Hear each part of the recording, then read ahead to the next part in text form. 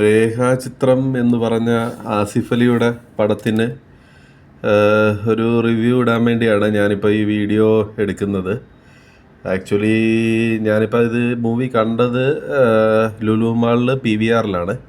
രാവിലെ 9:40 ഷോയ്ക്കാണ് കണ്ട് ജസ്റ്റ് ഇപ്പം ഇറങ്ങിയിട്ടേ ഉള്ളൂ പടം.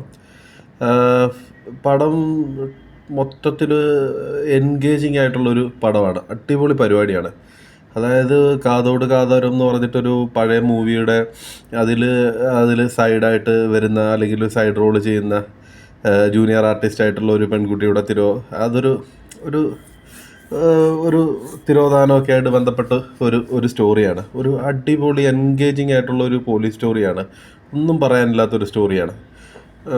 ഇത് ചെയ്തിരിക്കുന്നത് ഡയറക്ടറാണേലും സ്ക്രീൻ പ്ലേ ആണേലും ഒക്കെ നന്നായിട്ടാണ് ചെയ്തിരിക്കുന്നത്. ഒരു മിനിറ്റ് പോലും നമ്മളെ അത് ലാഗടിപ്പിക്കുകയോ അല്ലെങ്കിൽ നമുക്കതൊരു നെഗറ്റീവായിട്ട് ഫീൽ ചെയ്യുകയോ ഒന്നും ചെയ്യുന്നില്ല. എപ്പോഴും നമ്മളെ ഫുൾ ടൈം എൻഗേജിങ് ആയിട്ട് ഇരിക്കുകയാണ്.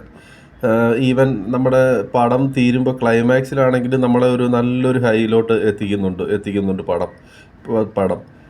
ശരിക്കും എനിക്ക് മലയാള ഇൻഡസ്ട്രി അല്ലെങ്കിൽ മലയാള ഇൻഡസ്ട്രിയിൽ ഇപ്പോൾ ഇറങ്ങുന്ന പടങ്ങളെ ഓർത്തിട്ട് ഒരുപാട്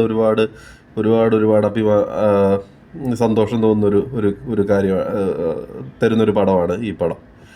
ഓക്കെ, ആസിഫ് അലിക്കും ഇതിൻ്റെ എല്ലാവിധമായ ക്രൂ അംഗങ്ങൾക്കും ഞാൻ എൻ്റെ ആശംസകൾ അറിയിച്ചുകൊള്ളുന്നു.